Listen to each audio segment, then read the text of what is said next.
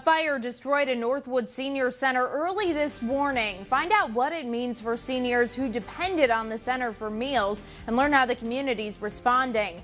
And it took a couple of years to convince Dan Ritz to take the never-forgotten honor flight to Washington, D.C. Like many veterans, he's humble and thought there were many veterans more deserving of the opportunity. But as you'll find out, he's quite deserving. Hear his story coming up right now on Newswatch 12 at 5. Your local news and weather from where you live. Newswatch 12 at 5 starts now. Good Wednesday evening to you. Thanks for joining us. A fire destroyed the Lakeland Senior Center in Woodruff early this morning. The center gave seniors a place to socialize and have a meal. Many community events were also held at the building. Newswatch 12's Caitlin Howe is live in Woodruff with more. And Caitlin, how did the fire start? Lauren, I spoke with Woodruff's fire chief earlier today, and he said he doesn't know how the fire started yet. The fire department might not know until tomorrow. The building is completely destroyed, but no one was hurt. Woodruff and Minocqua fire departments got a call about it early this morning. We called for Arbor Vitae and St. Germain's ladder truck right away for extra manpower and help. The four of us did it for a while, and then we got two other departments for extra manpower, Lake Tomahawk and Hazelhurst. For now, people can call the Woodruff Town Office to contact the Senior Center. The fire chief says the community has already shown support for the Senior Center. I'm the town chairman at Woodruff as well, and we work very closely with the Senior Center, and the support is our town office phone's ringing right off the hook this morning. Many local fire departments were busy putting the fire out until about 4:30 this morning. A senior meal program is usually held at the Lakeland Senior Center 5 days a week. Newswatch 12's Carolina Buchek joins us live with more. And Carolina, when can seniors expect that program to be back up and running? Well, Caitlin, it's going to be at least a few days, and that's a problem because for many seniors in this area, this is their only meal of the day. Whether they come here to eat or they get their meals delivered to their homes, they depend on this meal. And until the Oneida County Department on Aging gets up and running again in a different place here, those seniors won't get the food they need. Well, this is my lunch every day, 5 days a week, and it's gone. Come to the door.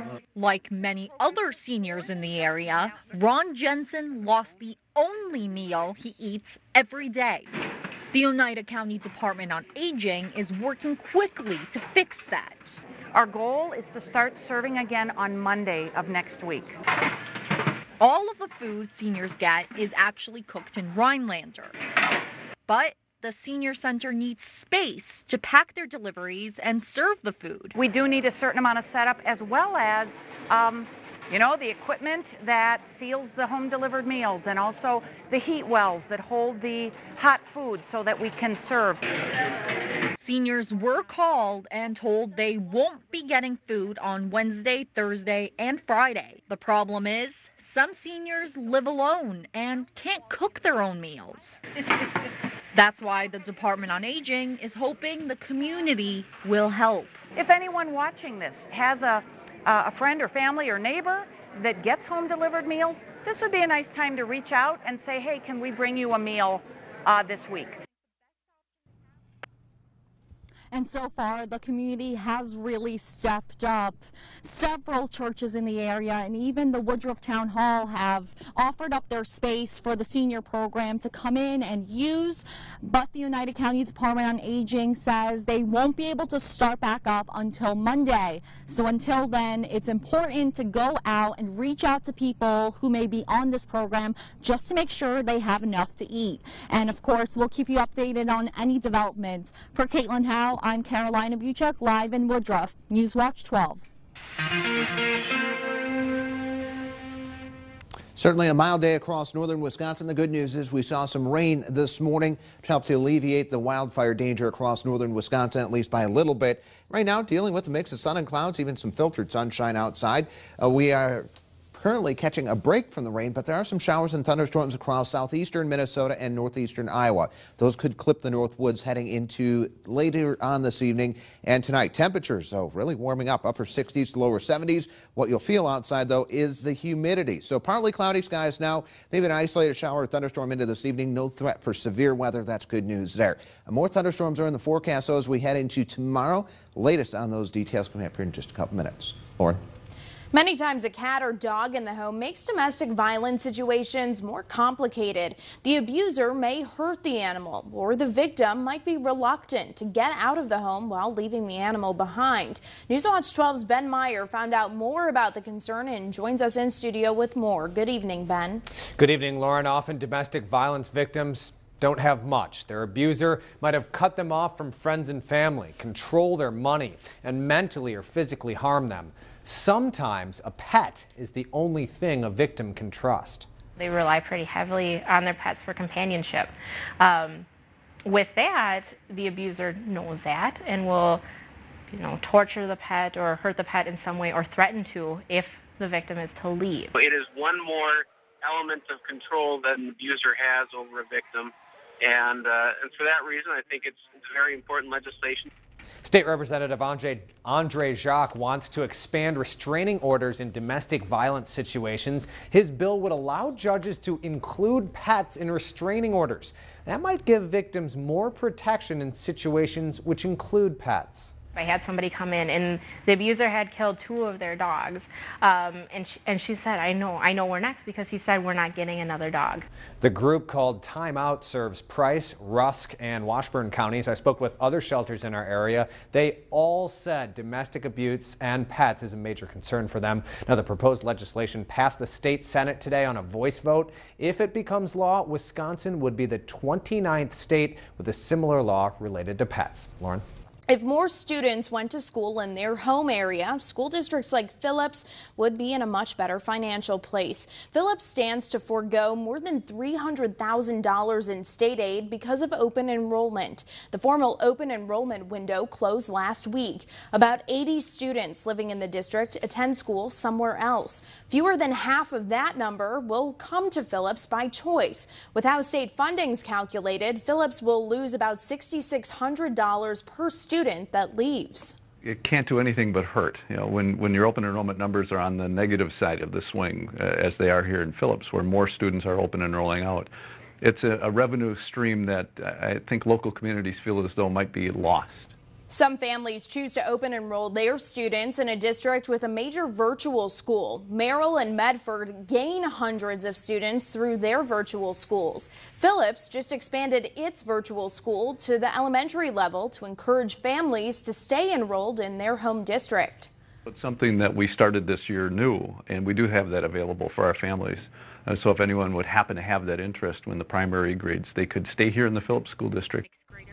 Other districts with significant negative open enrollment numbers include Antigo, Rhinelander, and Crandon.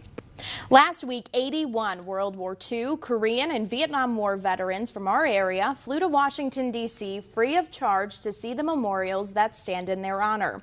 It can be a challenge to convince the veterans to participate in the Never Forgotten Honor Flight. They're humble, and many feel like there are plenty of other veterans who are more deserving of the opportunity. One veteran who took some convincing is Dan Ritz of Abbotsford. When I just felt I never was qualified to go. It took a couple of years to convince Dan Ritz to go on the Never Forgotten Honor Flight. Ritz served stateside as a radio repairman from 1950 to 1953. I didn't think I did do what the people did, that to give their lives and everything for it. He may not have seen a war zone, but he sacrificed. He put his life in danger more than once. Ritz was required to learn parachute jumping. Wind caught my chute, and my chute was up in the air while I'm hitting the ground. So I kind of woke up with a helicopter above me, and I said, I'm just fine. Ritz was 18 years old at the time. 63 years later, he says he still has a dent in the back of his head. His unit was selected to observe a nuclear bomb explosion. He returned to the National Atomic Testing Museum in Las Vegas a few years ago. Ritz says museum workers were surprised he was still living. And when the atomic bomb went off, we were in the trenches, and the wind came past us, and the sand just about covered us. And then the suction, when it came up, it just about pulled us out of the trenches. He is very humble, and to me, it says a lot about being a good role model for other people, the willingness to go and serve. Jean Schreiner convinced her dad to go on the flight. It was a family affair. Jean's brother served as one of the flight's medics, and Jean's husband and his father, also a Korean War veteran, made the trip as well. My dad served in the First World War. I had 3 brothers that served in the Second World War, and then the 3 younger ones, we were during the Korean conflict. I feel like I should really be going to see the things that are there because they're not here anymore. I've only got 1 brother that's living yet. Ritz may have finally realized he deserves the recognition. I normally don't break down in tears, but I went through tears all the way to the airport. Now we thank him and all other veterans for their service. To learn more about the Never Forgotten Honor Flight and to donate, head to our website, WJFW.com, and click on the Hot button. The series continues tomorrow night at 5. Well, we got some much-needed rain here in the Northwoods today. Chief Meteorologist Matt Benz will let us know how much more we could get this week next. And we're learning new information about that Germanwings plane crash that killed 150 people more than a month ago. The details are coming up.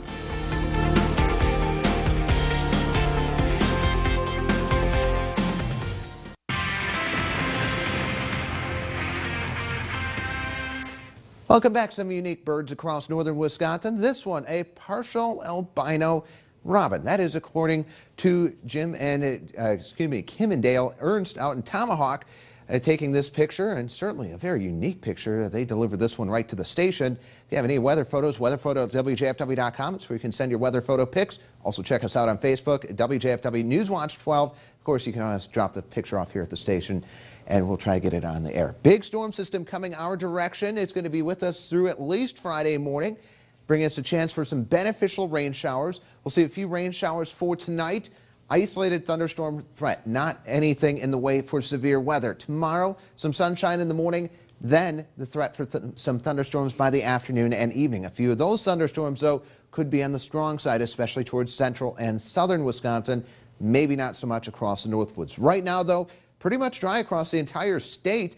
Some clouds moving overhead. A line of showers and thunderstorms, though, stretching from eastern Iowa all the way up towards the Twin Cities. This activity slowly moving towards the northeast. That'll be a rain shower threat late this evening and into tonight. Right now producing some strong winds out towards Rochester in southeastern Minnesota. I think a lot of this activity will weaken once it moves our direction. Temperatures very similar to yesterday. 70 degrees in Rhinelander, 68 in Antigo, 70 out in Merrill. But here's the difference on what it feels like outside.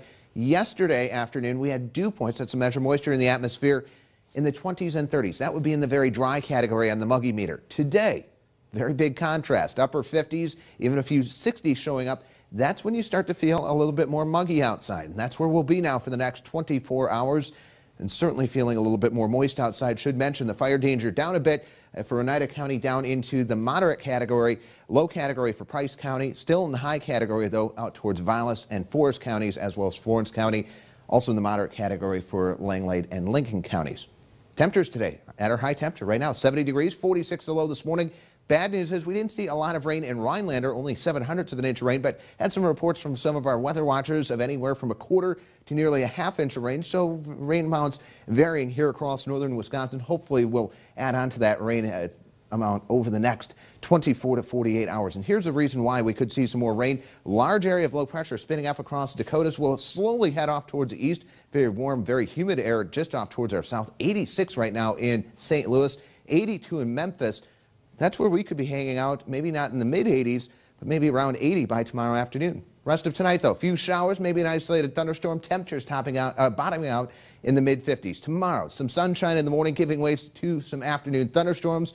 Temperatures rising into the upper 70s and lower 80s. Should note it's going to be breezy tomorrow. South winds gusting to around 30 miles per hour. 7-day forecast brought to you by Northwoods Finish Gallery. Chance for rain showers through early Friday morning. The only real dry day of the next 5 looks like it'll come in on Saturday. The chance for rain returning by Sunday afternoon.